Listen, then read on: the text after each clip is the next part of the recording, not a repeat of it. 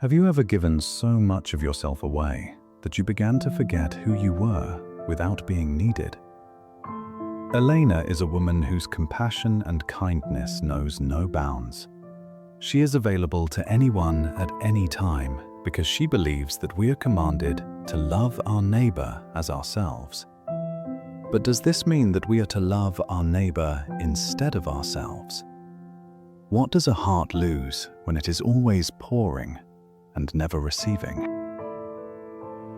Just a little more and this will be ready. Mrs. Patterson needs it by 7. Her phone buzzes against the granite countertop. The screen glows with a new message. Without reading it fully, her fingers are already moving to respond. I can do that too. I can always do a little more. Through the window above the sink, the evening light fades to amber. Elena does not notice. She is already reaching for her keys. 3 days later, Elena sits alone in her parked car outside the church, engine off, hands still gripping the steering wheel. The parking lot is nearly empty. A single street light flickers on as dusk settles over the pavement. She stares at her reflection in the rearview mirror. The skin beneath her eyes is shadowed. Her shoulders curve inward as though bracing against an invisible weight. Monday, I drove Carol's mother to the doctor. Waited 3 hours in that lobby with the broken coffee machine. Tuesday, I stayed late covering for Marcus because he needed to leave early. Wednesday, I watched the kids so my sister could finally sleep. She looked so worn down. Thursday, I organized the meal train for the Hendersons. And tomorrow, I promise to help set up for the fundraiser. She closes her eyes. Her breath fogs the window in small, tired clouds. This is what it means to be useful. This is what it means to matter. Somewhere in the distance, a church bell rings. Elena does not move. Friday evening. Elena stands in her living room, folding laundry she has not had time to put away all week. The television murmurs in the background, unwatched. Her phone rings, cutting through the quiet. The name on the screen reads Danielle. Hey Danielle, what's going on? Elena, I know this is last minute, but I need a huge favor. A really big one. Of course, what do you need? Could you watch the kids Saturday morning? Just a few hours. Kevin has that conference call he forgot about, and I scheduled my hair appointment weeks ago. You are the only one I trust with them. They adore you. Elena's hands pause on a half-folded towel. Saturday morning, the only square on her calendar she had colored in for herself. A morning she had promised to no one. Saturday morning? I know you never say no. That is why I love you. Honestly, I do not know what I would do without you. You are the most generous person I know. The words settle over Elena like a coat she is too tired to remove. I will be there at 9. You are an angel. Seriously, thank you so much. The line goes silent. Elena sets her phone on the arm of the couch and stares at the blank television screen. Her reflection stares back, holding a towel she no longer remembers picking up. Saturday arrives, but the visit to Danielle's house does not come first. Elena sits across from her Aunt Grace at a small cafe on the corner of Madison and Vine, a place with mismatched chairs and the smell of fresh bread baked that morning. Sunlight spills through the tall windows, catching the dust in the air. Grace wraps her hands around a cup of chamomile tea, watching her niece with eyes that have learned to see what others overlook. Thank you for making time, sweetheart. I know your schedule is impossible these days. It's fine. I'm happy to see you. Are you? Happy, I mean? What kind of question is that? I am fine, Aunt Grace. Just busy. Busy is one thing, but you look like you have not truly slept in weeks. There is something behind your eyes that worries me. People need help. I have the ability to help them. Is that not what we are called to do? Is that not what love looks like? Grace sets her cup down gently. The cafe murmurs around them, other conversations floating past like leaves on water. It is. Love is action. But can I ask you something? Of course. When was the last time you did something kind for yourself? What do you mean? I mean something that was only for you. Not because someone asked, not because you felt obligated, not to earn a moment of rest. Just because you matter. Just because Elena, all by herself, is worth caring for. Elena opens her mouth to answer. The words do not come. She looks at the small vase of wildflowers on the table between them and realizes she cannot remember the last time she stopped to notice something beautiful without guilt pulling her away. Grace reaches across the table. Her hand rests over Elena's, warm and steady, an anchor in still water. You know the scripture, do you not? Love your neighbor as yourself. Of course. Mark 12:31. Most people hear that verse and focus only on the first part. Love your neighbor, give to others, serve, sacrifice. And all of that is true. But the commandment assumes something important, something most people skip right over. What does it assume?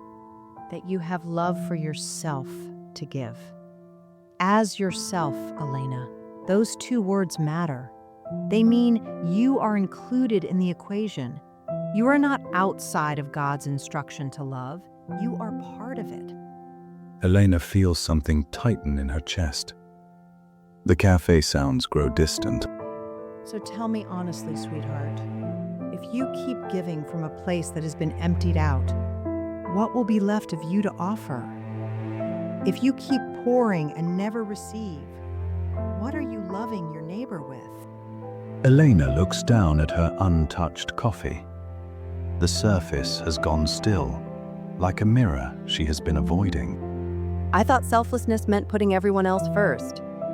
I thought that was the whole point. It does mean that. But there is a difference between putting others first and putting yourself nowhere at all. One is generosity. The other is disappearance. The afternoon light has shifted. Shadows lengthen across the cafe floor. Elena stares out the window at people passing on the sidewalk, ordinary lives moving through an ordinary day.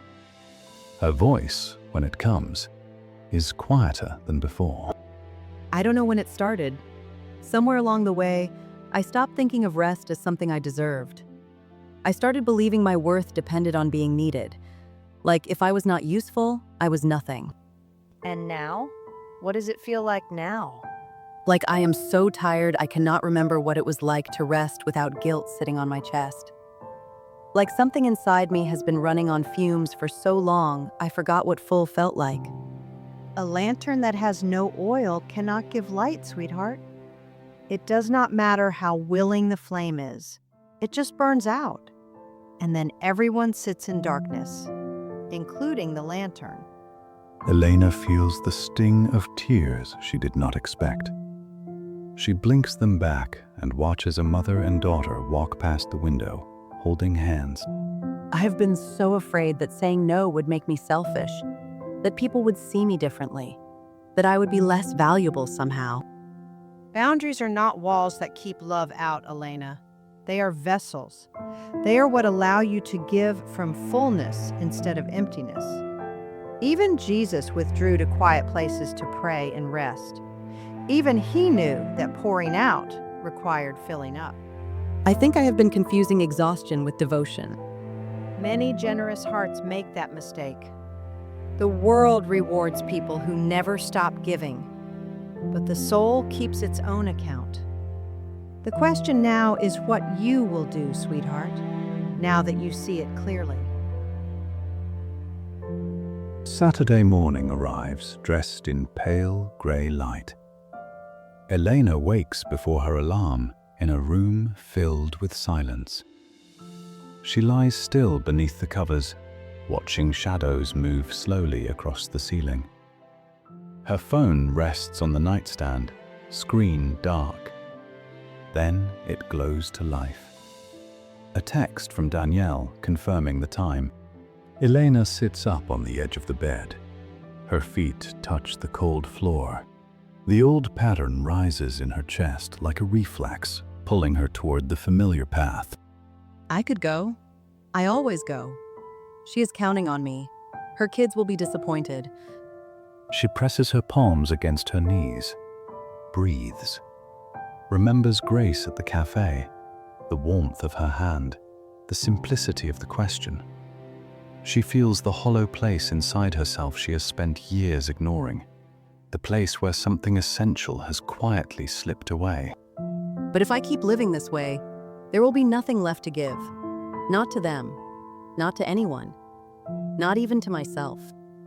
The room is still. A bird calls somewhere beyond the window. Elena reaches for her phone.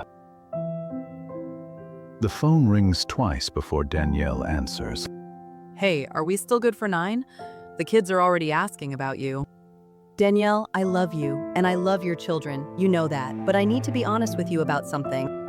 What's wrong? Are you okay? I said yes before I checked in with myself. I do that a lot, I'm realizing. The truth is, I'm running on empty. I've been running on empty for a long time. And I need this morning to rest. I need it more than I knew how to admit. There is a pause on the line.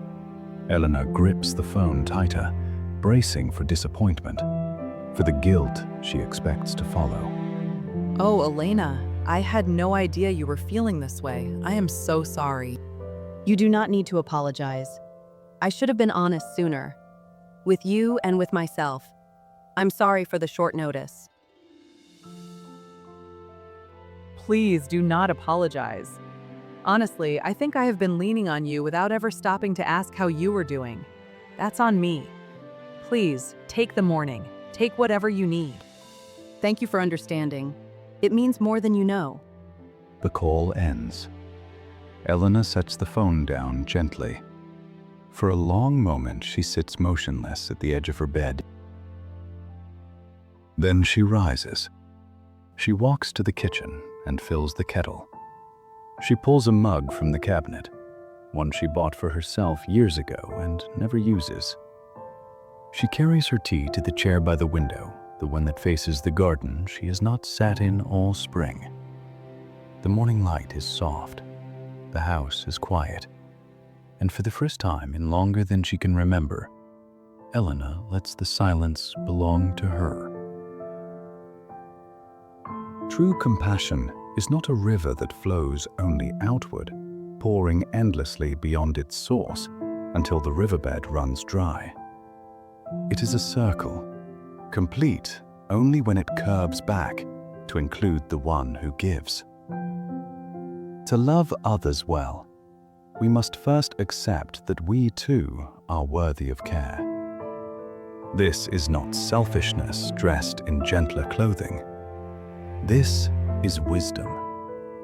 It is the quiet understanding that kindness given from depletion cannot sustain itself, that exhaustion slowly replaces generosity with resentment, that a heart ignored will eventually forget how to feel at all.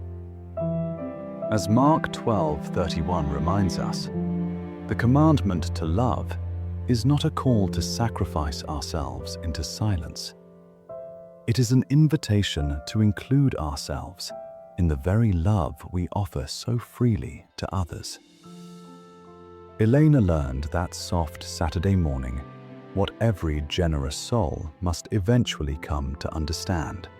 You cannot pour from an empty soul. And so she rested. And in resting, she remembered what it meant to be whole. If this reflection resonated with your own journey, take a moment to share your thoughts in the comments. Your experience may be the encouragement someone else needs today. And if you would like more reflections like this one, consider subscribing to EnlitenU, where we explore wisdom, faith, and the quiet transformation of the heart.